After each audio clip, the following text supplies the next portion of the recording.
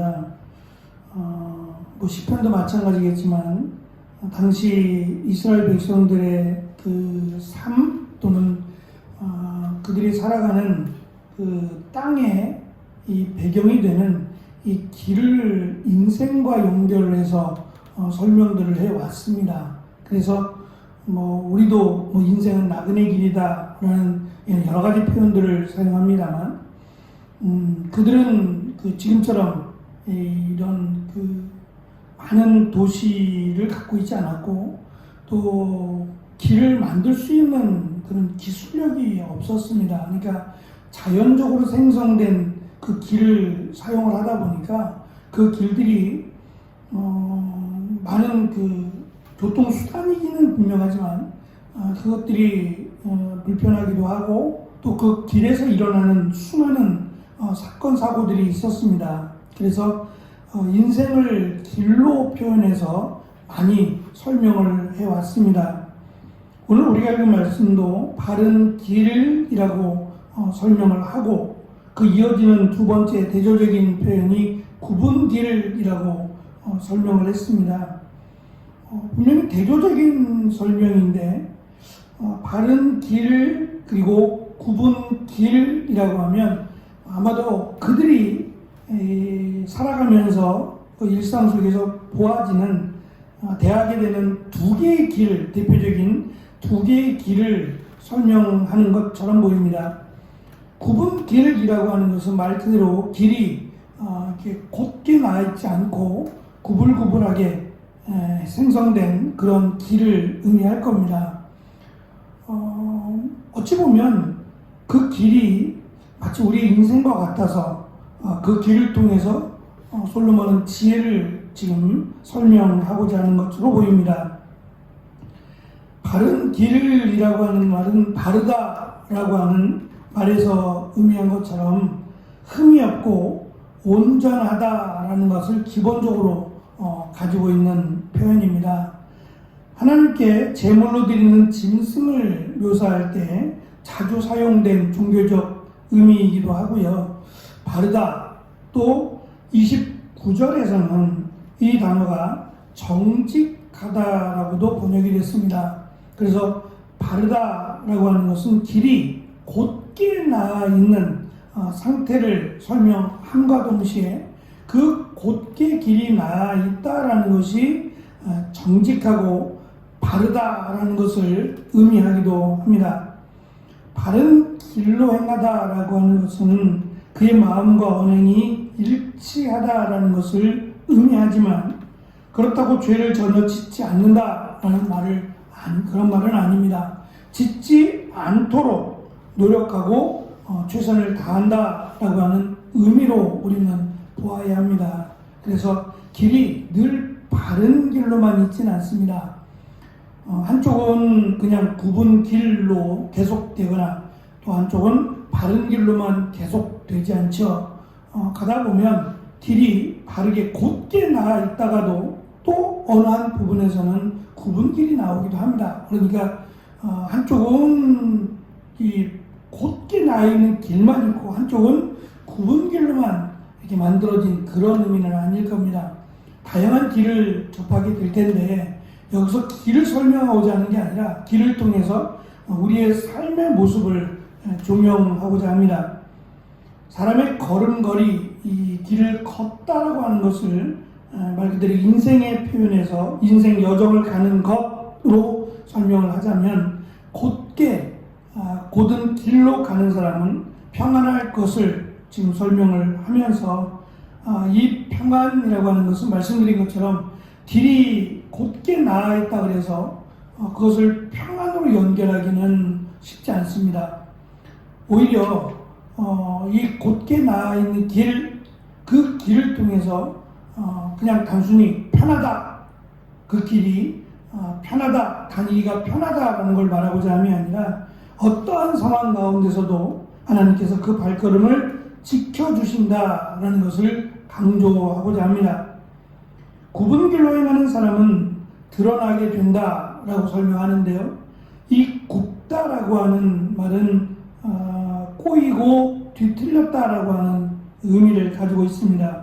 결국 그의 인생이 뒤틀렸다라고 하는 것은 정직하지 않다, 불의를 행한다라고 하는 의미를 가지고 있습니다. 그 길이 드러나게 된다라는 것은 그의 삶이 드러나게 된다라고 하는 것을 강조합니다. 우리가 살아온 삶 또는 살아가고 있는 삶이 언젠가는 그 삶이 어떠한가에 대해서는 드러납니다. 그래서 그 드러나는 것을 생각하고 살아간다면, 드러날 것이다라는 걸 알고 살아간다면 가는 길 또는 사는 삶을 함부로 대하지는 않겠죠. 이어지는 10절 말씀도 연결됩니다. 눈짓하는 자, 입이 미련한 자를 대조해서 설명을 하는데 그냥 10절 말씀을 이해하기는 좀 쉽지 않습니다. 눈짓하는 자는 근심을 끼치고 입이 미련한 자는 패망하느니라. 그냥 조금 우리가 살을 더해서 아마도 이럴 것이다 라고 해석할 가능성이 많은데요. 이 부분에 대해서 그 70인역 성경은 이렇게 번역을 합니다. 속이는 눈으로 윙크하는 사람은 사람들에게 근심을 끼치지만 용감하게 징계하는 사람은 화평을 이룬다라고는 번역입니다. 아마도 나름대로 70인역에서 이제 히브리어 성경을 헬라어 성경으로 바꾸면서 부족하다 여기는 부분들을 이렇게 풀어서 번역을 한 것처럼 보입니다. 다시 말하면 타협에 관한 문제입니다. 나에게 문제가 생겼을 때 그 문제를 솔직하게 시인하고 또 그것을 고치려고 하는 사람이 있는 반면, 반대로 그것을 속이고자 하고 또 그것을 무마하려고 적당히 넘어가려고 하는 경우입니다. 사실은 어느 정도의 사회적 지위와 위치가 있는 사람이 자신의 부족함을 고백하고 또 그것을 시인하고 하는 것은 쉬운 일이 아닙니다. 왜냐하면 그만한 그 사람들로부터의 존경을 받고 있기 때문일 거예요. 그러나 누구도 실수하지 않는 사람은 존재하지 않습니다. 부족함도 있고 또 자신의 연약함이 있습니다. 근데 그것이 살아가면서 드러나지 않는다, 실수하지 않는다라고 말할 사람은 아무도 없을 겁니다. 조심하는 경우지 그것을 조심하고 살아간다고 해서 완벽하게 할 수 있는 사람은 없을 겁니다. 이제 그럴 때 나의 부족함에 대해서 누군가 지적을 하거나 그 부분에 대해서 말을 할 때 솔직하고 정직하게 내가 이 부분이 부족했노라고, 내가 이 부분을 잘못했노라고 고백할 수 있는 사람, 그 사람은 지혜로운 사람이고, 그것을 적당하게 또는 아닌 것처럼 그렇게 속이고 하는 사람은 어리석다라는 것을 말하고자 합니다. 결국 지혜로운 사람이란 자신의 삶에 대해서, 그리고 자신이 살아가는 그런 삶에 대해서 늘 돌아보고 그 삶이 어떠한지를 살피는 사람을 말할 것이고, 어리석은 사람 또는 미련한 사람은 아나무인처럼 다른 사람이 어떻게 생각하든 말든 내 마음대로, 내 뜻대로만 살아가고자 하는 사람, 그 사람은 결국 그 길이, 그 인생의 길이 얼마나 어리석은 것인가를 깨닫게 된다는 거죠. 빨리 깨달으면 그것도 다행입니다. 시간이 한참 지나서 더 이상 돌이킬 수 없을 때 깨닫게 된다면 그 역시 어리석은 거죠. 아마도 이 부분에서도 솔로몬이 자신의 삶을 놓고 할 말이 있는 것 같습니다. 솔로몬이 언제 자신의 삶을 돌아보며 헛되고 헛되다라고 말했는지는 알 수 없습니다. 만약에 그것이 젊은 날이었다면 상당히 희망적이고 고무적인 일이지만 그가 인생을 마무리할 시점에 만약에 그 고백을 했더라면 그는 많은 후회를 아마 가져야 했을 겁니다.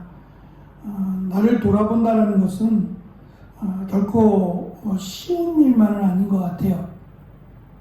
여러 가지 나만이 아니라 다른 상황도 같이 비교해서 보아야 할 것이고, 또 나를 위해서 걱정하고 또 사랑하는 이들의 말을 들어야 할 겁니다. 그래서 듣는 귀가 있는 사람은 다른 사람이 나에게 하는 말에 대해서 소홀하게 여기지 않을 것입니다.